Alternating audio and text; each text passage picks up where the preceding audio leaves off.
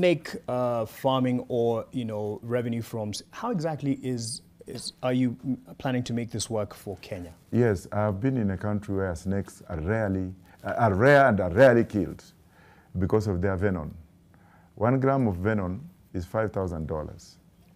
And you'll find out that multinational corporations have come in handy to lobby governments in the West to restrict snake farming in developing countries, and also to have a monopoly in snake farming through some kind of companies, especially like in South Africa.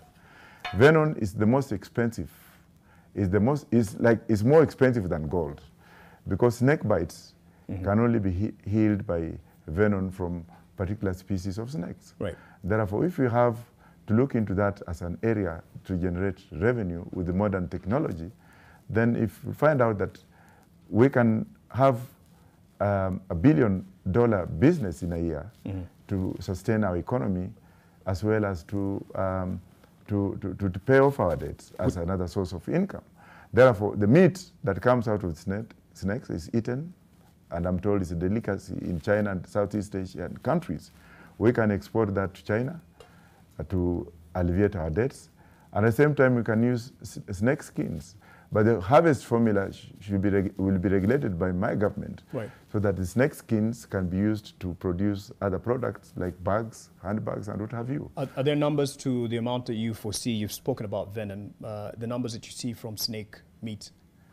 Well, can you come again? Are there numbers, in terms of revenue that you can project we would Yeah, make? it's a $1 billion trade per year. Okay. And then if you look at Ukambani, for example, Kitui area, people there are languishing in poverty, there's no water. So if you can actually regulate and encourage snake farming in Kitui, just like one of the first pioneer snake farmer in Kenya, Mr. Gitundu, from Embakasi here. I went to his park and I saw the way it had been done, and went to KWS and they said, yeah, we are issuing licenses. So snake farming is a $1 billion. So you say one of your markets is China? China, of course, we have their debt, and we can export this. We can give them, first year we give them the meat, wakula alafu tuambie madeni yenyu imeisha. Because I'm really sick with what the Chinese are doing in this country. In terms of feasibility, would they really take meat? I mean, this is not barter trade. We're not in a barter trade market. Would they, feasibility studies, will they accept this?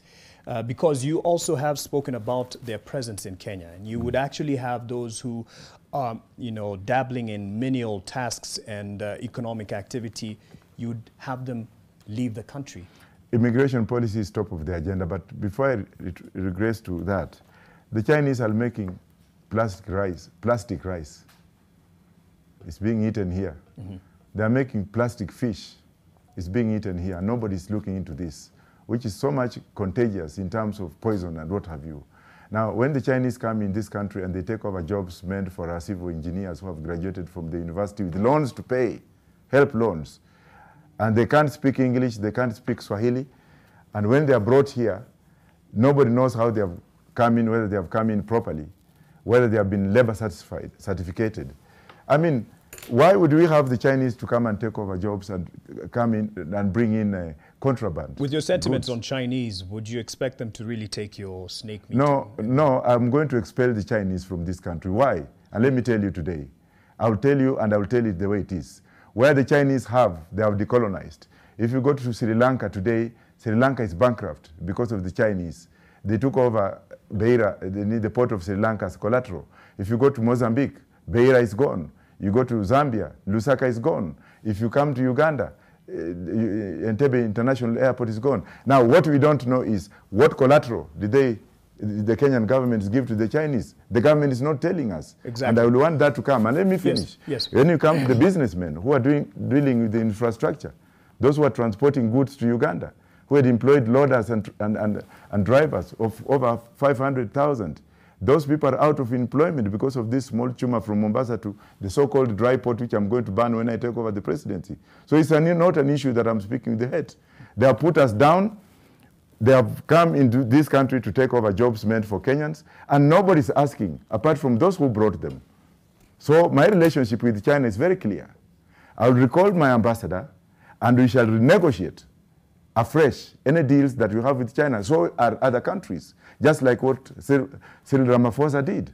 We are having and keeping a blind eye and killing our people every day on this poor infrastructure roads that have been brought in when our own engineers are doing Mutaro jobs, when Kenya Civil Engineering Battalion, which build Uhuru Park, which ought to have been incorporated into redesigning our roads. And I'm sure many share the sentiment of, you know, how beholden we are to certain governments based on infrastructural projects that we have committed to. But you can't wake up and ask them to up and leave. My friend, there are ways of when Trump honoring these contracts. There is nothing like which honoring. your government will still be beholden No. I'm not going to honor an illegal contract. Look at what Ramaphosa did in South Africa with what Zuma did.